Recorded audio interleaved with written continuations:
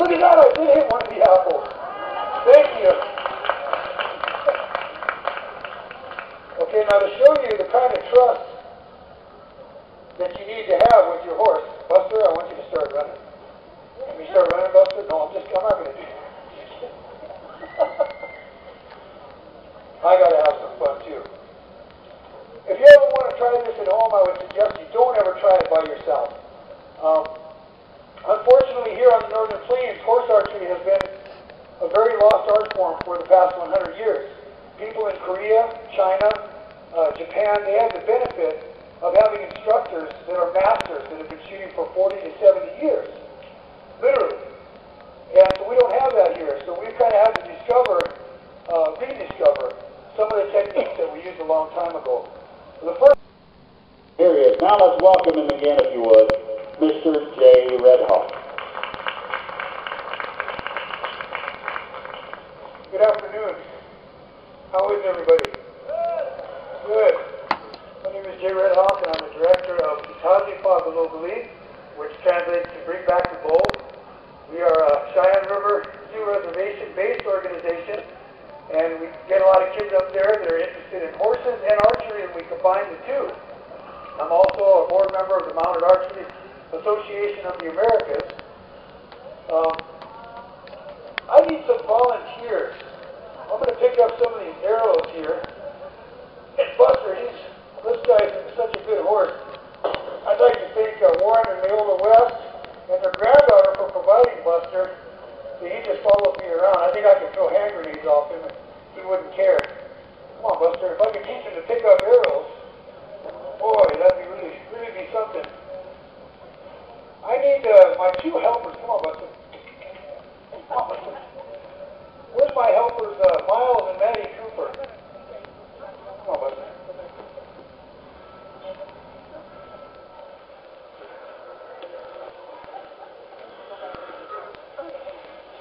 Did you bring that apple?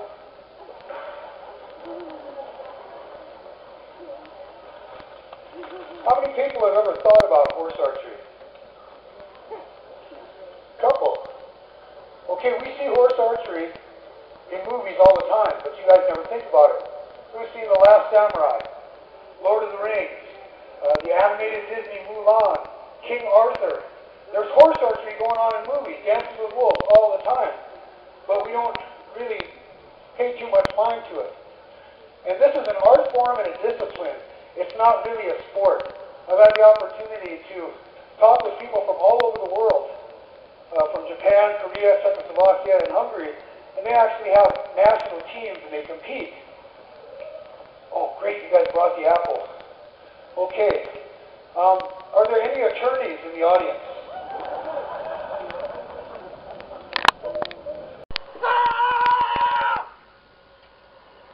Are your horses going to stand still? Hell no, they're not going to stand still. Your horses are going to rear up and spook, and you're going to be fumbling for your rifle, and as you go to fire, the reins are going to be jerked on, and it's going to throw your shot off upwards, because you're holding on to all these horses. Some of those horses are going to take off. Some of my little brothers and my nephews are going to come running up. They're going to come running up with robes and blankets and shake them. And then your horses are really going to disperse. Horses carrying ammunition and supplies. Those are going to be grabbed up by Lakotas, Cheyennes, and Arapahoes right off the bat. And as you fall, we're going to be grabbing your rifles. They had antique muzzle-loading rifles. They had a few repeating rifles, but they did not have a huge supply of weapons at Little Bighorn, other than what I brought here. If you read the coroner's report from the United States Army, 80% of the casualties at Little Bighorn were from arrow wounds. 80% of the casualties at Little Bighorn were from arrow wounds. Just about everybody had their skull bashed open with one of these. And I didn't even swing that very hard. Now luckily as human beings we have a little bit more of a casing around our melon than that one did. But it wouldn't take much to split somebody's skull open. This is what I call either the cause of the worst headache in the world you will ever have, or the permanent cure for it. The original hair club for men. I'm going to pass it. The only thing that you've got in a traditional battle to stop your enemies from giving you the worst headache in your life is this. This works. This will stop a bullet, a small caliber bullet from long range. This is buffalo hide. It's stretched over a pit with hot rocks and coals, and it has been shrunk. Some of the shields a long time ago were 1.5 to 2 inches thick. So I guarantee you it will stop black powder at a far enough distance. I would not bet my life that if you had a 62 caliber or 54 caliber muzzle loader and you shot from here, this is not going to protect me. I'm going to be saying my last word. Jay and Chuck, I want to thank you for your time tonight and giving an outstanding presentation to the officer candidates or soon-to-be commissioned officers here in late summer. It's a fantastic job. In appreciation of that, I'd like to give each one of you a certificate of appreciation, and it reads like this here. South Dakota Army National Guard Regional Training Institute for Jay Redhawk and Chuck Rambo for your dedication and support to the South Dakota National Guard Regional Training Institute Consolidated Officer Candidate School Program. Your willingness to share time, experience, and knowledge of past military events at the Battle of the Little Bighorn will instill and preserve the historic value of the United States military. Signed, Lieutenant Colonel Timothy P. Moran.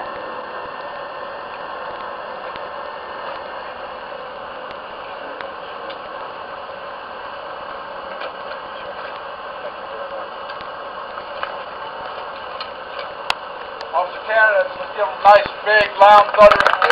Welcome again, speaking of horses, Wayne Williams at the Black Hills Horse Expo. And we have here Jay Redhawk, and Jay does mounted archery, Native American style, and just give us a history of what brought you to this point and got you into doing this kind of presentation. Well, I've been riding horses all my life, mostly a lot of times on the reservations here in South Dakota. There are 9. We have spiritual endurance rides. We've ridden to Canada from South Dakota, over 550 miles into Canada. We've ridden the length of South Dakota from Sitting Bull's Camp down to Wounded Knee in the winter time. On the reservations here, we have a lot of kids that are really good. They ride like they breathe. They're great with horses. But one of the things just in the past 120 years that is greatly missing from Northern Plains native culture is horse archery. And horse archery allowed Northern Plains tribes to become masters of the plains in hunting buffalo and defending their territory.